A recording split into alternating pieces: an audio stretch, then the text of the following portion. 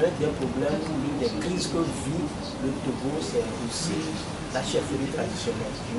Dans vos démarches, les chefs traditionnels, pour leur expliquer un certain nombre de choses pour pouvoir déverrouiller le système, déverrouiller les institutions, si on peut emprunter les mots de Maître Henri Aboibor sur le déverrouillage.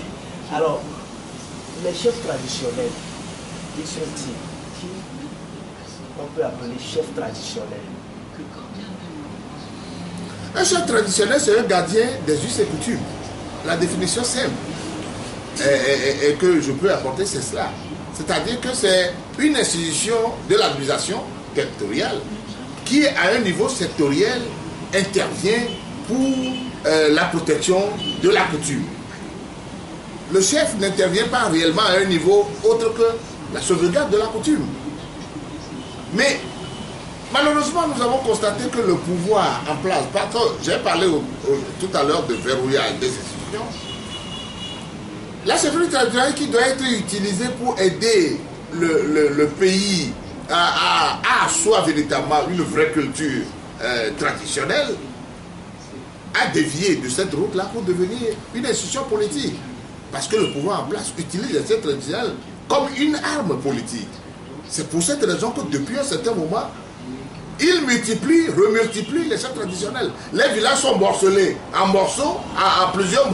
Les villages sont démantelés pour créer de manière factice des chefs traditionnels. Ils ont créé des conflits partout. Parce qu'ils croient que lorsque, par leur truchement, on installe un chef traditionnel, celui-ci a le devoir, la lourde mission de les aider à se maintenir dans la localité.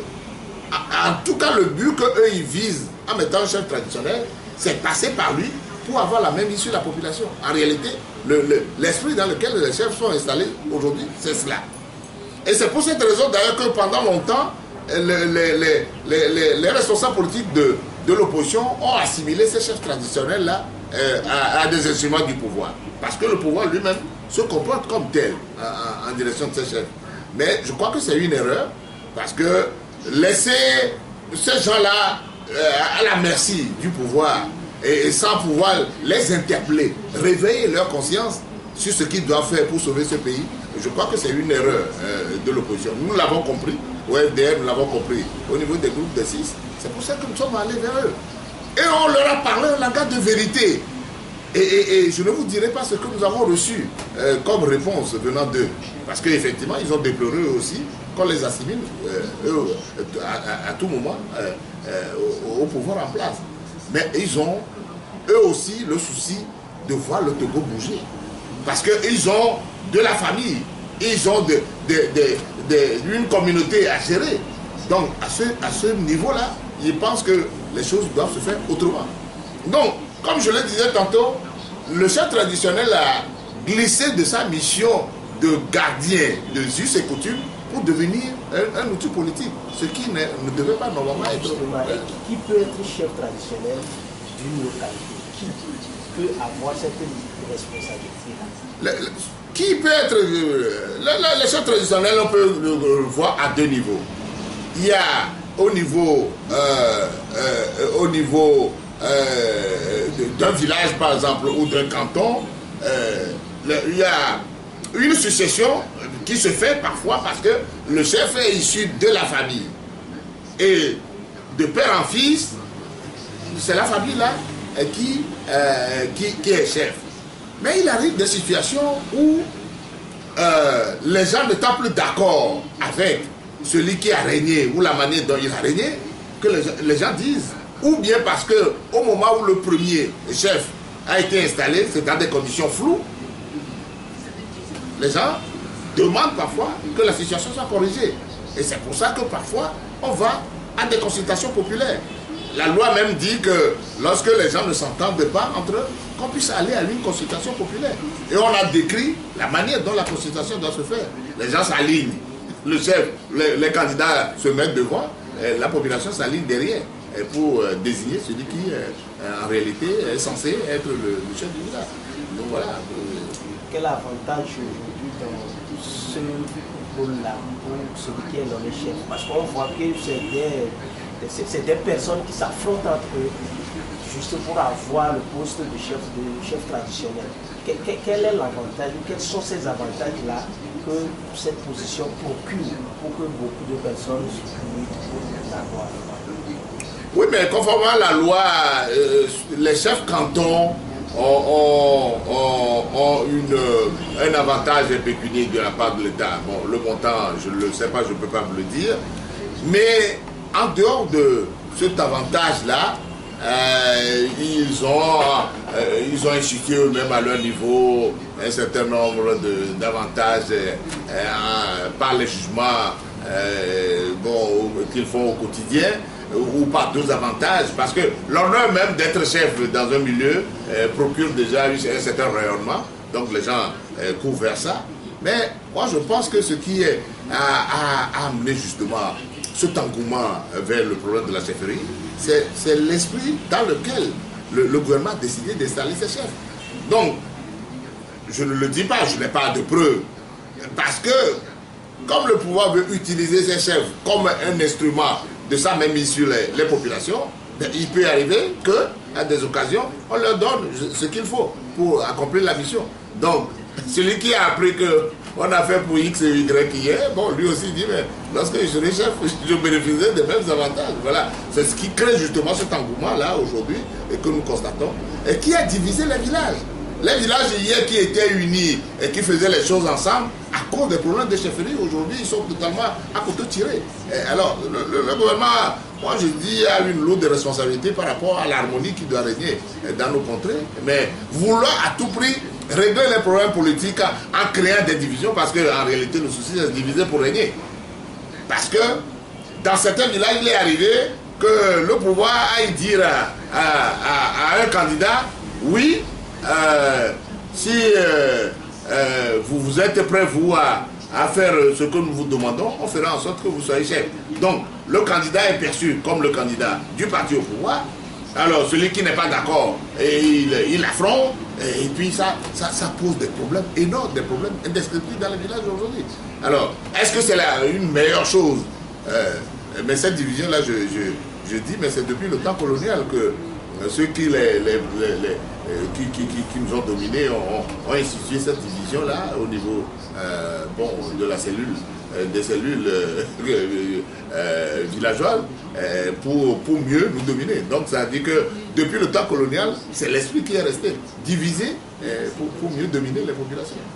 Et pourquoi je pense que ce problème peut amener un jour le Togo à une situation dangereuse? Vous aussi, vous avez le même avis sur ce problème-là, que le problème de chefferie peut amener à ce qu'un jour le Togo soit invivable. Oui, mais ce que dit, le Togo est invivable aujourd'hui dans plusieurs secteurs. Dans le domaine social, vous voyez toutes les manifestations qu'on a aujourd'hui, le problème du carburant là, hier, le problème des enseignants ici, dans tous les secteurs, le problème des médecins. Dans plusieurs secteurs, le Togo va mal. Le Togo est très malade aujourd'hui.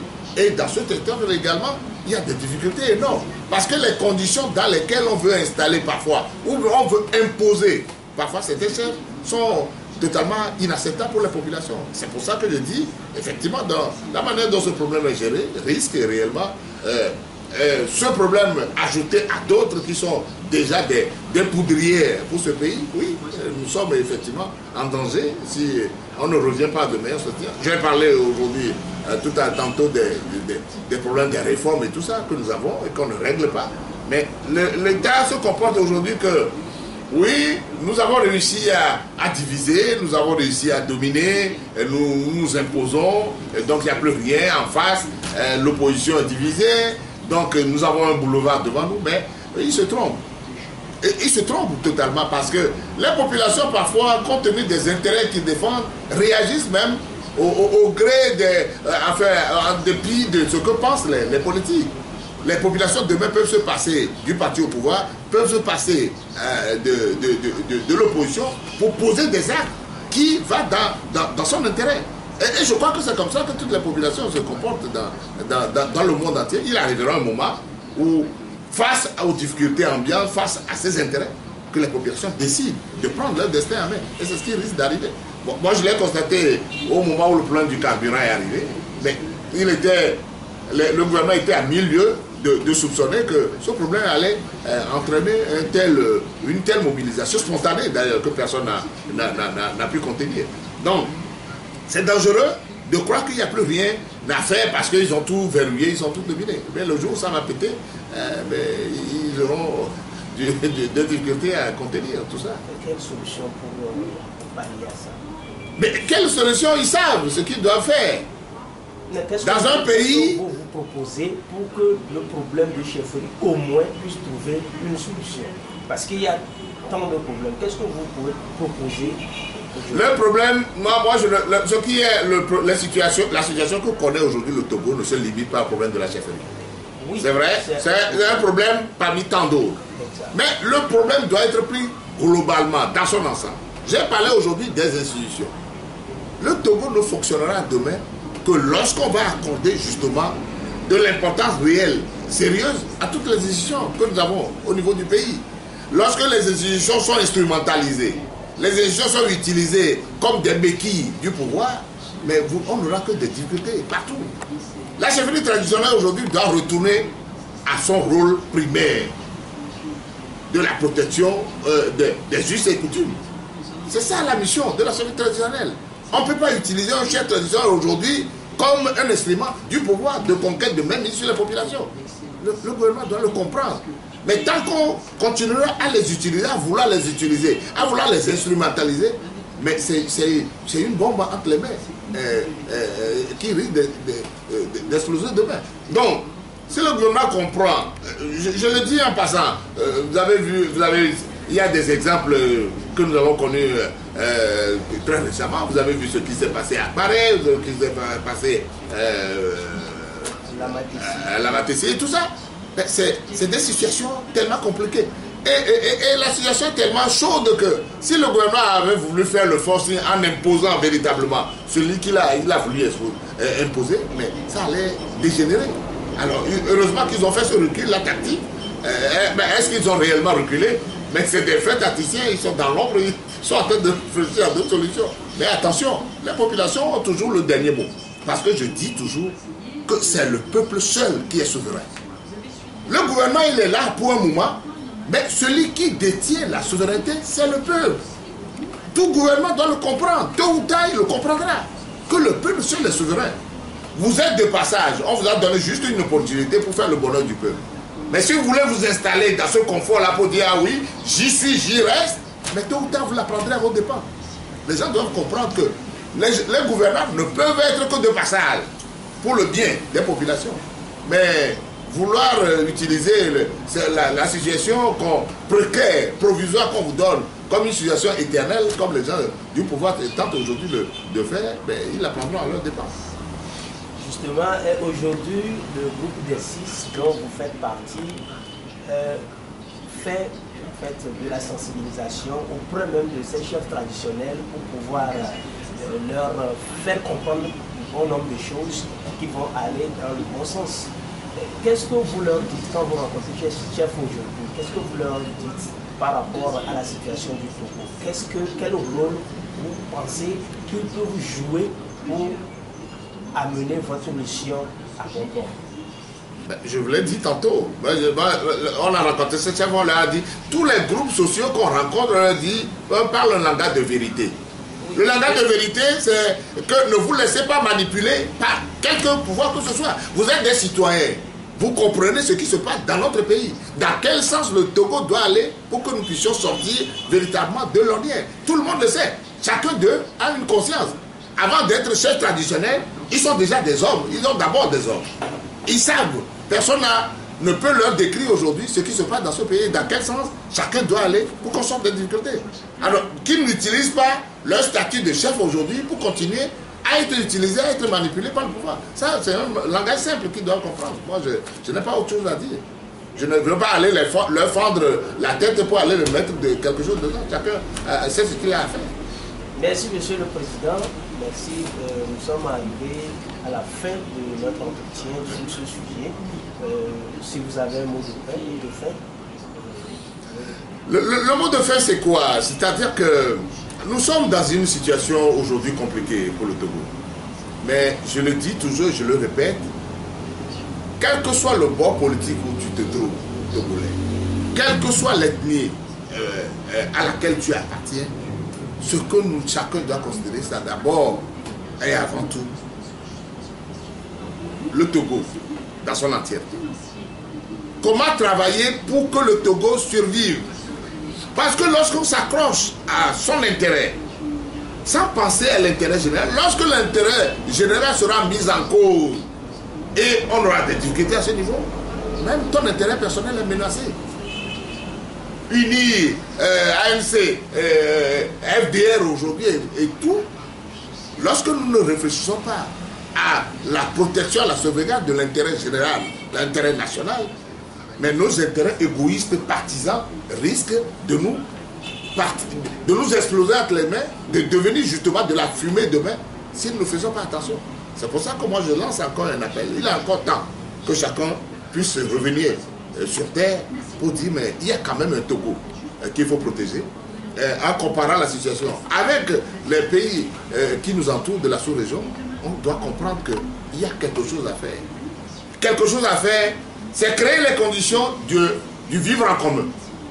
Et le vivre en commun, parce que nous savons que nous avons un bien national, le bien commun que nous avons, c'est le Togo. C'est ce qui est dans ce bien national que nous devons protéger. Et c'est en protégeant ce bien commun-là que nous allons à la protection de nos intérêts individuels.